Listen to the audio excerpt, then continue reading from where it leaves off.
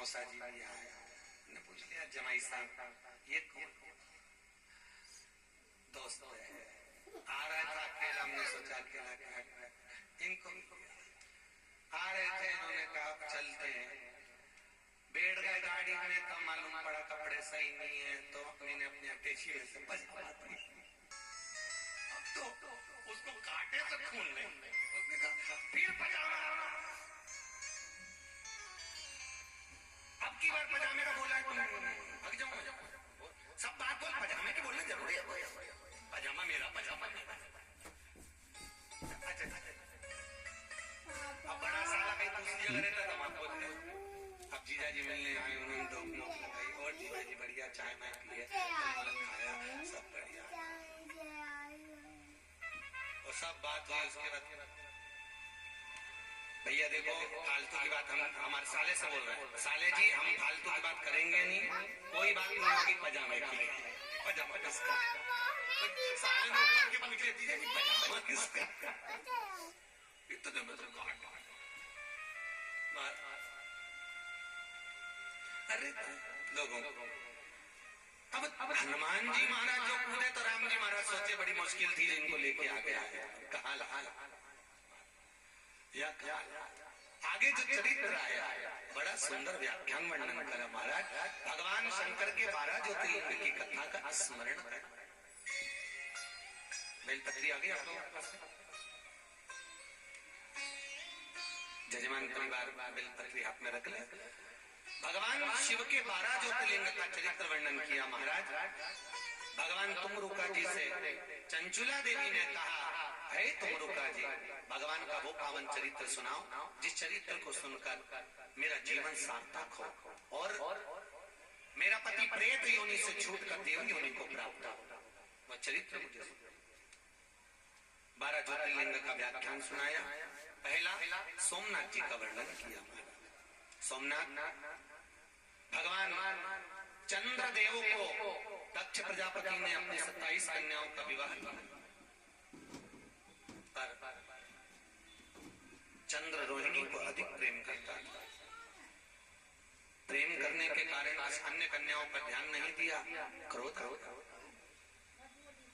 दक्ष प्रजापति को जाकर कहा बेटियों ने कि ये केवल रोहिणी को अधिक प्रेम करते हैं, किसी को देखते नहीं। चंद्रदेव को समझाया, नहीं माने।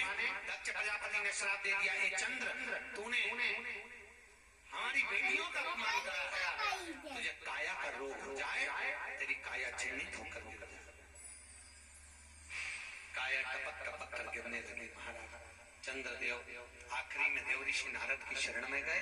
नारद जी ने कहा, एक बालू का शिवलिंग का निर्माण करो, तुम्हारी आकृति का शिवलिंग का निर्माण कर उसकी पूजन करो।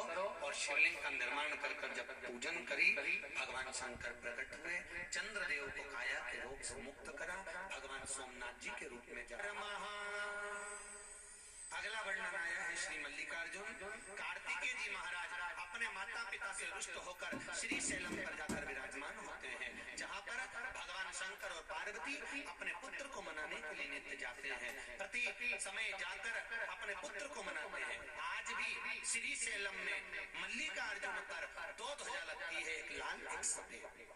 लाल ध्वजा अपने आप पूर्णिमा के दिन हवा में हिलने लगती है और श्वेत ध्वजा अमावस्या के दिन हवा में हिलने लगती है।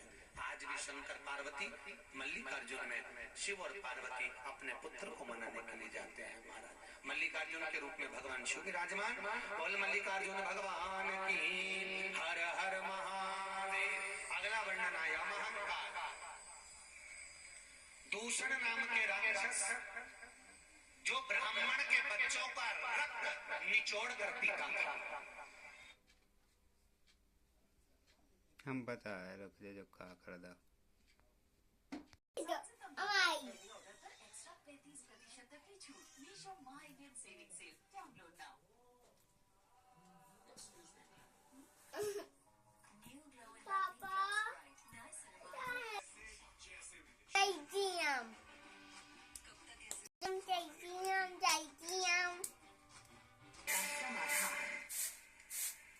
अगला वर्णन आया है ओंकारेश्वर। विंध्य नामक पर्वत ने तप करी और तप के प्रबलता में भगवान शंकर का नाद ओम का किया तो भगवान ओमकारेश्वर के रूप में विराजमान हुआ, या नर्मदा ओम के रूप में बहते। फिर अगला वर्णन आया भीमाशंकर। कुंभकर्ण की धर्म पत्नी करकटी, करकटी का पुत्र था भीम, करकटी का पुत्र था। जिसने पूछा माँ मेरे पिताजी, ताऊजी, चाचा जी को किसने मारा? कहा देवताओं ने।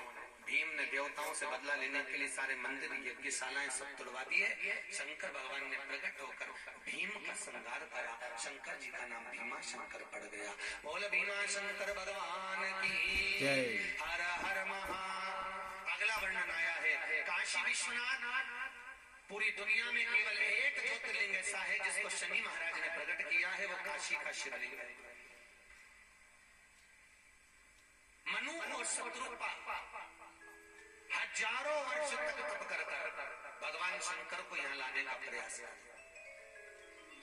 भगवान स्वयं शनि महाराज ने मनु शत्रुपा के भाव का आनंद सुख पाते हुए शिवलिंग का निर्माण किया। आज भी नियम है, जिसको शनि लग जाता है, राहु या केतु तकलीफ देता है, काजल की डब्बी को लेना चाहिए। 21 बार काशी विश्वनाथ का नाम लेकर किसी भी पेड़ के नीचे खड्डा करकर उसको दबा देना चाहिए। शनि राहु केतु कभी कष्ट नहीं देते अगर काशी विश्वनाथ का नाम लिया जाए। भगवान विश्वनाथ का स्मरण कर ले। काशी विश्वनाथ का महाराज भगवान आनंद में गंगा के घाट पर विश्वनाथ जी विराजमान हुए। बोल काशी विश्वनाथ भगवान की जय। अगला वर्णन आया है त्र्यंबकेश्वर। गौतम बाबा पर गौ हत्या का श्राप लगा। अहिल्या माता ने ब्रह्मा विष्णु महेश की तपस्या करी, तीनों देवता प्रकट हुए। त्र्यंबकेश्वर में शिवलिंग बाहर नहीं दिखते। त्र्यंबकेश्वर में एक छोटा सा गड्ढा है, उस गड्ढे में अंगूठे के आकृति के 3 शिवलिंग है, ब्रह्मा विष्णु और महेश, छोटे छोटे बस अंगूठे के बराबर 3 शिव। जिन 3 शिवलिंग में से जल की धार बाहर निकलती रहती है। वो जल की धार जो निकली तीनों देवताओं के प्रबल प्रभाव से, उसी में गौतम बाबा ने स्नान करा और गौ हत्या का दोष से मुक्त हुआ। वहां भगवान त्र्यंबकेश्वर के रूप में विराजमान। बोल त्र्यंबकेश्वर भगवान की जय। अगला वर्णन आया है श्री वैद्यनाथ। लंकापति रावण भगवान शंकर को लेकर जा रहा था। लघु शंका लगने पर भगवान को नीचे रख दिया, उठे नहीं, बहुत प्रयास करा। जब नहीं उठे, भगवान भूत बावन वैद्यनाथ जी के रूप में विराजमान हो गए। अगला वर्णन आया है श्री नागेश्वर। दारुक नाम के राक्षस का संहार करने के लिए भगवान प्रकट हुए और दारुक नाम के राक्षस का संहार किया। यहीं पर भगवान कृष्ण ने संतान की प्राप्ति की, तो भगवान यहाँ पर विराज नागेश्वर।